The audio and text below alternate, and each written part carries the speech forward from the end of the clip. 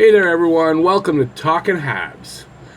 I've been a Habs fan for 50 years. I've seen 8 Stanley Cup wins, all kinds of Habs history. So why don't you subscribe and ring the notifications bell so you can get all of my videos, contests, podcasts, live streams, all dedicated to the Habs and all things hockey. And that's right here at Talking Habs with Rick. That's me. Today we're talking about Jonathan Drouin, Andrei Markov, Caufield, and the CBA. And I'm going to give you my opinions on all those subjects, and that starts right now. Okay, so the season is fast approaching. The training camps open, what are we today? The 3rd. So the training camps open in 9 days. Habs are on the ice. So it's time to start getting, I guess, a little more serious about these videos. So today we're going to take a look at Jonathan Drouin. If anyone's watched, if you've watched my videos, if you're not new to the channel, and if you're new to the channel, I'll tell you this. I've been kind of hard on Jonathan Drouin since last season. He had a really tough season. But over the off season, I've kind of had a turnaround on him because he's doing the right things right now. He's doing and saying the right things. He got into better condition. He's been analyzing his videos with one of the coaches, Dominic Ducharme, on his initiative, analyzing his videos to what he was doing well, what he was doing wrong, and other players that are like him in the league, and looking at what they do to succeed. This is good. It's a good attitude from a kid that I didn't think had the attitude in him. So I'm going to give him a second chance and not be so down on him because he's a Hab and I want the Habs to succeed. And you know what? If they're going to succeed and make the playoffs, Jonathan Drouin is going to be a key. He's loaded with the kind of talent that can drive this team to the playoffs. Domi, Gallagher, they're great. But honestly, Drouin has the kind of talent and the power play ability to drive this team. He just needs the right attitude. So this is kind of a make or break season. If he's a bust this year, I can expect him to be traded at the deadline, honestly. This is the season he needs to break out and have a great season and show what he can do, what his abilities are. He needs to be able to go all out for 45 seconds each shift. This has been his biggest problem. He hasn't been in condition. He hasn't been able to give that second effort. I've been thinking the lack of second effort is because something missing here, but I've been convinced over the off season that it's a good chance that his lack of second effort is coming from the fact that he doesn't have the conditioning to go all out at the end of the shifts. So at the 40-second mark, he doesn't have the extra to go that 5 seconds. 10 seconds, whatever it takes. So he needs to be able to do that. And let's see. He can be the difference. You know, the power play has been the big problem last year. Probably the biggest reason why they didn't make the playoffs. Jonathan Drouin should be the power play quarterback in running that power play from the half wall. He had the most power play points last year on the team, and he can be the driver of the power play. And that's one of the keys for them to make the playoffs. Power play needs to be improved. Drouin could be a big key here. So I'm going to give a prediction for a good year and a bad year points-wise. On a bad year, if he's a bust this year, you can expect 50 points. He got 53 last year. That's his career high. That's about what you can expect. If he does change his attitude, the conditioning works, and everything's going good with him, I expect him to hit 70-plus points. I expect him to be running for the lead on the team with Domi, and I expect him to beat Domi if he's having that season. So you got to look at between 70 and 80 points. So I'm saying 70-plus points. So that's Jonathan Drouin. I've changed my outlook on him. I'm hoping for the best, and I kind of expect we're going to see, at least at the beginning, a different Jonathan Drouin. And can he be more consistent through the whole season? And can he keep it going through the whole season? That's my take on Drouin. So I'm going to take a second here, well, a few seconds, to tell you about TubeBuddy. If you're a video creator, a live streamer, a vlogger, or a gamer, or quite honestly just anybody, if you like to see stats on the channels, because you'll get, when you're watching a video, you're going to see certain stats that you don't get when you don't have this. So if you're into that, give TubeBuddy a try on Chrome, on Firefox, or Safari. It only works on those three browsers. I use TubeBuddy every day, and I'll tell you, I can't do what I'm doing now without TubeBuddy, and I even have, I'm the one step over the free plan, and it's invaluable. And they have two other plans for a little bit more money that are even better. That's if you need it for creating on YouTube. Let's see now. It's free. That's the big thing. It is free. They have a good free version that you never ever have to upgrade. So if you don't want to pay for anything, you don't ever have to, and it'll give you tools that you need and things that are very useful. And that's the big, you never have to upgrade, and I like that about it. It's great for thumbnails, SEO, which is search engine optimization, and analytics, and that's in the lower versions, and then much more in the more expensive versions. So there's a link in my description, and eventually there'll be something running on here. I just can't figure out how to do it. It'll happen soon. So give it a try. The free version, like I said, is free, and I think even if you're not a video creator, you're going to enjoy seeing some of the stats that you get on the side. I really like it, and if I didn't have that, I wouldn't enjoy watching the videos as much. And believe me, I watch other people's videos. So try it. You'll like it. You'll love it like I do. There's 3 other payment payment plans, so if you want, you can upgrade, but you never have to. You can, for the rest of the time immemorial, you can have it for free. TubeBuddy, a basic essential for me. It really is. Can't do without it. So TubeBuddy available on Chrome, Foxfire, and Safari. Get it and try it for free, and that link is in the description right down there. TubeBuddy. Really great little extension. Andrei Markov is up next. That rumor that Andrei Markov really wants to play in Montreal. There's 2 rumors, that he only wants to play in Montreal or he just wants to play in the NHL. So he's got his agent, Alan Walsh, who can be a bit controversial, and he's looking to get a contract. I've heard that he doesn't want to do a PTO. He wants a contract, $1 million for 1 or 2 years, $1 million each year. I don't like that. First of all, he's 40 or he's 41, something like that. He hasn't played in the league for 3 years. He may be good. He may be okay. But I want to see him on a PTO, because he's got if you watch the development camp, all the kids had something on their shirts they gave him that said earned, not entitled. Andrei Markov is not entitled to a contract without a look to see how he is. So that means a PTO. If he does great in training camp and you want to sign him, I'm fine with that. Not a problem. But he has to prove that he can play. Can he keep up with everyone? Is he too slow? I definitely think he can help the power play, yes.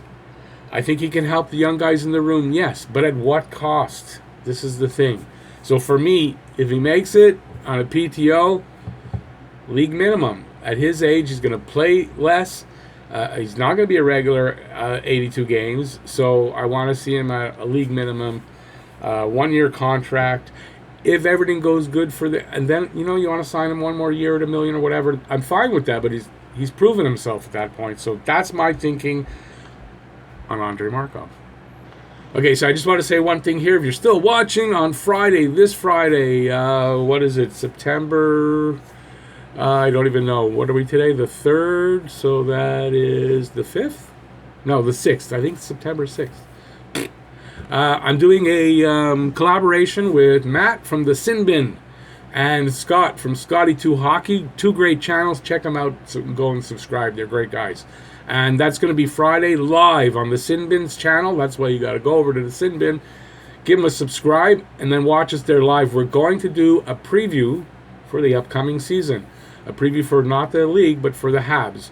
Talking about where we think they're going to end up, individual players, how they're going to do, those kind of things. We're going to give a good preview. It should be like 90 minutes, usually he does on Fridays. So, check that out at the Sin Bin this Friday, September 6th, I believe. Okay, also I wanted to mention Saturdays I do my live stream, Saturday nights, 9 o'clock. I'm going to eventually change that time when the season starts, but right now 9 o'clock, live on my channel right here. And was there anything else? Yes, I'm going to be on Habalisten this season upcoming. So please check that out, Habalisten. There's going to be a link in that description. We'll be starting up really soon because the season is coming up. Okay, so I don't have to say I'll be right back. You don't even notice when I make these changes. Now we're going to have a little talk about Caufield. Caufield. This kid is amazing. I've had a couple of arguments on Twitter. For people who don't believe, I made a prediction that he will break the NCAA single-season goal-scoring record set by Mike Donnelly in 1989, and it's 59 goals in 44 games. So I got some flack on that. People don't think he can do it. I looked up to see how many games the NCAA plays, and it says 34. So I don't know how Mike Donnelly was playing 44, and if tournaments and something else count in their games on top of those 34. Either way, I'm still sticking with my prediction that Caufield will score 60 goals and will set the new record in the NCAA. This kid is amazing. His on-ice awareness is through the roof. He gets into the right position. He knows where to be, where that pass is going to come, and then when that pass hits his stick, it's gone. Boom. And not only gone, in the net. He was playing against BC teams. Okay, it was his own goalie. Wisconsin had to supply the goalies. Doesn't matter. The goalie he wanted to stop Caufield. The 2 goals I saw, the puck was off his stick in a split second, and the goalie, I don't even think he had a chance to move. It was in the net. Boom. It's like, what happened? You know, this kid is amazing. He's the type of goal scorer I don't know if we've ever seen. I don't think I have. I haven't seen such a quick release. I haven't seen the accuracy. And most of all, what I haven't seen, especially in a kid his age, is the awareness on the ice of where to be to receive that pass to get that goal. And that's what the difference with Caufield, that people are not taking into account. He's a special talent. We really got lucky getting this kid at 15. All the teams before are going to regret that they didn't pick Caufield. His hockey IQ is through the roof. His wrist shot is deadly accurate, and it's heavy. It's not a light wrist shot. It's a heavy shot, and it's deadly accurate. The puck is often in the net before the goalie has time to react. I've seen a lot of his highlights. The goalie's like, what? That's what happens. He'll be an elite shooter and will score 50 goals at least one time in his career, and I think it'll be multiple times. Let me see what else. I think he'll break this. I said he's going to break the NCAA single-season goal-scoring record. 59, he's going to break it by 1 and put in 60. He will make the big club possibly at the end of this season. If his team doesn't go to the Final Four, and he's like Ryan Poehling was last season, he will sign, and I think he will be here. And that means possibly, I'm not sure of this rule, if he can play in the playoffs. I don't know if it's only when you're at trade deadline time, if the guy can't play, if you trade after. He's not a trade. So I think he'll be playing. So it's a possibility. That's what I'm looking forward. And I think that when he has his rookie season, he will be the Calder Trophy winner that I was talking about in another video. Montreal will have another Calder Trophy winner in Caufield, the first since Ken Dryden in 1972, and that's Caufield. Now, I'm going to take a look at the CBA. Not an in-depth look, but I'm going to just take a quick look and tell you what I think is going to happen, because the owners did not opt out of the agreement on the 1st. The players can opt out on the 15th. If they opt out, it means that next season could be a lockout. Do I think the players will opt out? I do not. Yes, there's problems, but I think there's a willingness between the two sides to work it out without a lockout. So I am predicting there will be no strike or lockout for the 2020-21 season. The NHL and the NHLPA will sign a new CBA in the 2021 or for the 2021-22 season, or I think it's after that season that the agreement ends, right? So there could be a lockout. I think they will sign a new agreement before they have to do a lockout or a strike. I don't think that they are willing to take the chance that if they lock out or they strike, whatever happens, that when they come back, that how many fans are going to stay away. I don't think, is it the third if they do it? I don't think that's going to, three strikes and you're out. And a lot of fans are going to walk away from the game at a time when they are really trying to grow their game and are being successful in growing it in the States. New TV contract is coming up. The new team is coming in Seattle. I don't think there's a passion or a desire to have a lockout or a strike from either side. So, I mean, look at it from the players' point of view. If they walk out, look what kind of money they make. Look at the kind of money the fans make. You think that that's going to go over well, that these billionaires are walking out because they're not making enough money, or it's not going to go over well. And from the owner's point of view, if they lock them out, a lot of fans are just going to be tired of this garbage, of missing a season, of missing this, of missing half a season, whatever. They're tired of it. So I don't think it's going to happen. I think both sides are going to come together on this. So that's what I think about those subjects. Jonathan Drouin. Well, that's Andrei Markov. That's him. Goal, Caufield, and the CBA. So thanks for watching this video. If you like this video, please give a thumbs up. Appreciate that. And subscribe and ring the notifications bell, and you'll get all of my videos, live streams, contests, podcasts, and much more, whatever is going on, for your daily fix of Bleu Blanc Rouge. So once again, thanks for watching. Go Habs, go! Bye, everybody.